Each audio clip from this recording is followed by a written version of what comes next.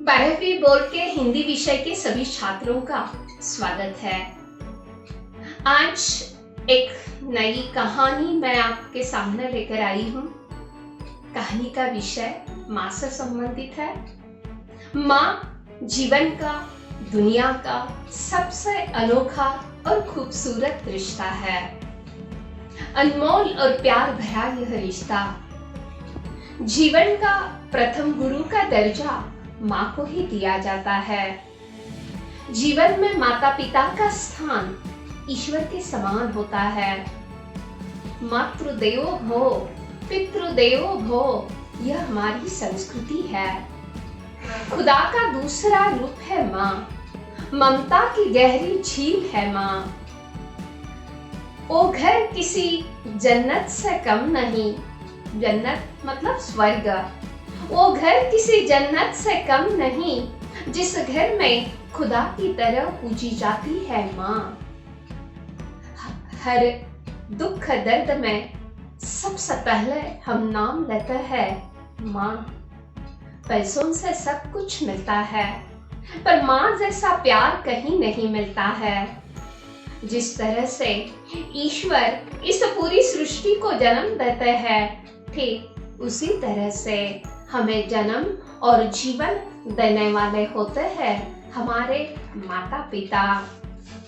हर एक के जीवन में माँ एक अनमोल रिश्ता होता है, जिसके बारे में शब्दों से कुछ बयान करना बहुत कठिन है। ऐसा कहा जाता है कि हर घर में पैदा होना खुदा को मुमकिन नहीं था, इसलिए उसने हर घर में एक माँ बनाई है। इतना सुंदर और प्यार भरा रिश्ता माँ के साथ हमारा होता है, लेकिन आज के युग में ये सारे रिश्ते नाते कैसे खोखले होते जा रहे हैं।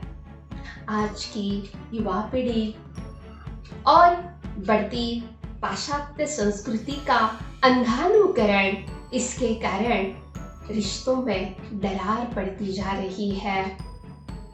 जीवन की इसी वास्तविकता पर आधारित आपके अभ्यासक्रम में होने वाली कहानी लेकर आज मैं डॉक्टर सौमाधुरी दिगंबर प्रभुड़े शारदाबाई पवार महिला महाविद्यालय शारदा नगर,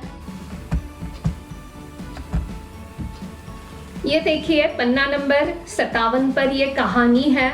कहानी का शीर्षक है कोखजाया। इसके मूल लेखक है श्याम दरिहरे। अनुदित साहित्य है, ये अनुवादित कहानी है और अनुवाद किया है वैद्यनाथ झा। तो सबसे पहले मूल लेखक जो है इस कहानी के श्याम दरिहरे, इनका परिचय हम लोग प्राप्त कर लेते हैं।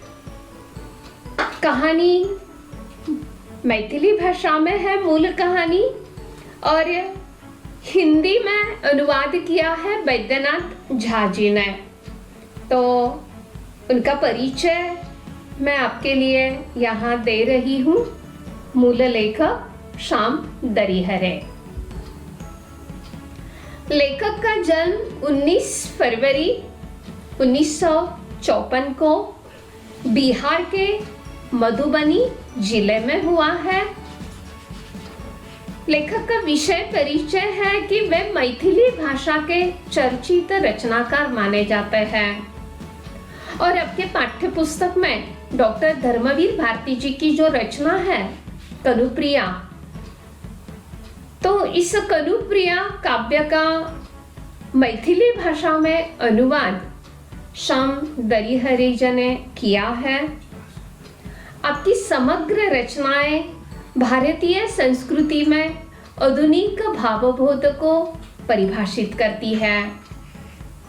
लेखक की सारी रचनाएं पुरानी और नई पीढ़ी के बीच सेतु का कार्य करती है। समस्त साहित्य जो भी लिखा हुआ है वो मैथिली भाषा में लिखा हुआ है। आपकी सहज और सरल मैथिली भाषा पाठकों के मन पर दूर तक प्रभाव छोड़ जाती है। प्रस्तुत कहानी का हिंदी में अनुवाद वैद्यनाथ झा जी ने किया है। यहाँ पर आपके लिए लेखक का फोटो स्लाइड पर रखा हुआ है। उनके इस परिचय के साथ साथ उनका साहित्यिक परिचय भी मैं आपके लिए यहाँ पर दे रही हूँ।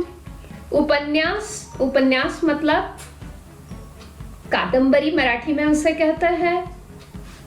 उनके नाम देखिए, घुरी आऊ मान्या, जगत सब सपना, न जायते प्रियते वा, कथा संग्रह, सरिसों में भूत और रक्त संबंध, ये 2 कथा संग्रह है। कविता संग्रह भी है। गंगा नहाना बाकी है, मन का तोरण द्वार सजा है, ये 2 कविता संग्रह है। यानी कथा, कविता और उपन्यास का लेखन करने वाले मैथिली भाषा के ये लेखक श्याम दरिहरे जी की आपको कोखजाया यह कहानी रखी हुई है और उनकी ये कहानी रक्त संबंध इस कथा संग्रह से ली गई है। छात्राओं, लेखक का परिचय, साहित्यिक परिचय ज्यादा महत्वपूर्ण है। इसी पर आधारित सामान्य ज्ञान के अंतर्गत परीक्षा में प्रश्न पूछे जाते हैं। अब ये अनुदित साहित्य है। अनुवाद विधा का परिचय भी यहाँ आपके लिए रखा हुआ है। अनुदित साहित्य का हिंदी साहित्य में महत्वपूर्ण स्थान है। अनुदित कहानी विधा में जीवन के किसी एक अंश अथवा प्रसंग का चित्रण मिलता है। कहानियां प्रारंभ से ही सामाजिक बोध को व्यक्त करती रही है। समाज के बदलते मूल्यों एवं विचार तथा दर्शन ने सामाजिक कहानियों को प्रभावित किया है और इसी अनुदित साहित्य के कारण हिंदी साहित्य बड़ा ही प्रगल्भ रहा है।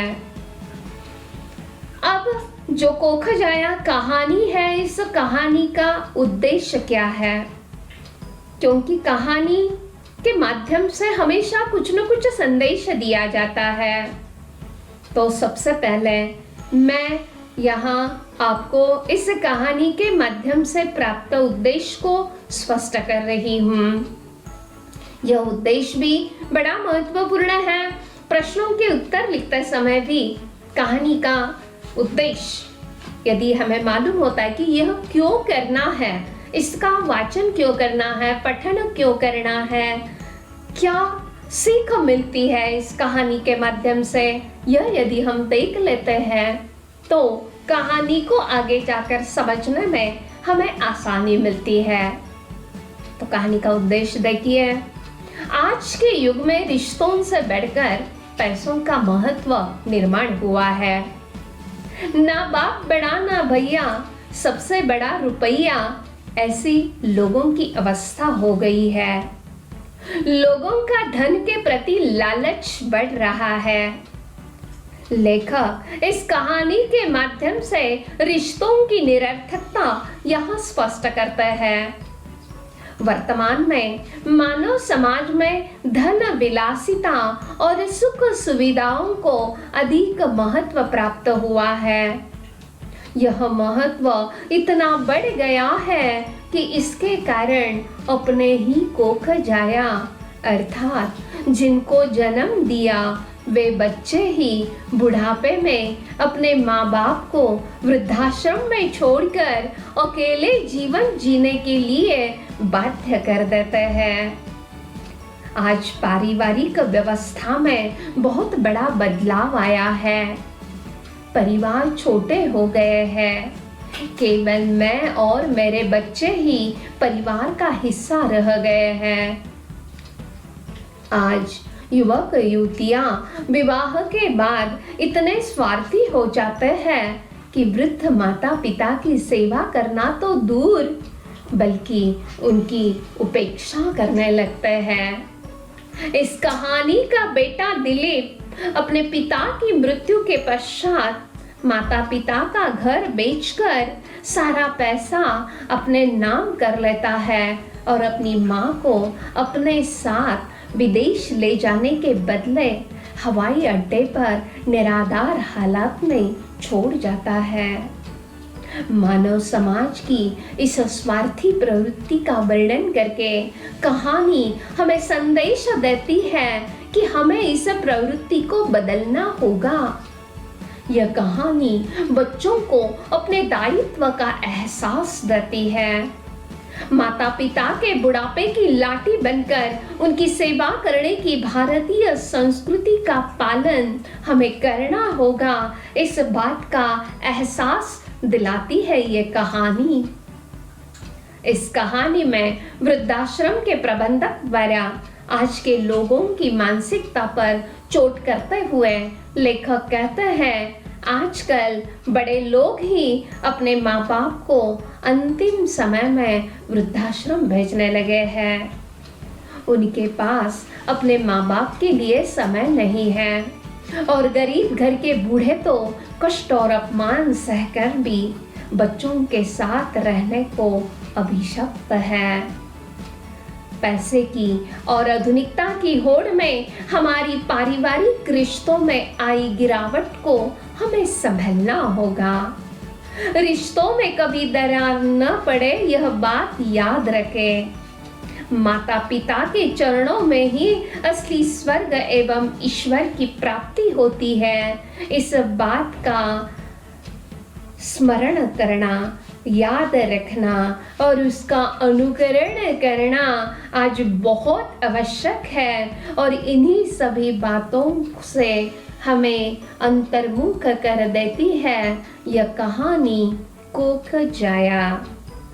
तो चलिए, कहानी का उद्देश्य कहाँ आपको समझ में आ गया है और अब हम लोग शुरू करेंगे कहानी में आए हुए कठिन शब्द। आपके पास यदि आप नोटबुक लेकर इस वीडियो को सुन रहे हैं, कॉपी लेकर बैठ गए हैं, तो कठिन शब्द और मुहावरे आपको लिखने चाहिए, क्योंकि शब्द और मुहावरों पर आधारित परीक्षा में प्रश्न पूछे जाते हैं। देखिए, यहाँ पर इस पाठ में आने वाले सभी शब्दों को स्पष्ट किया गया है।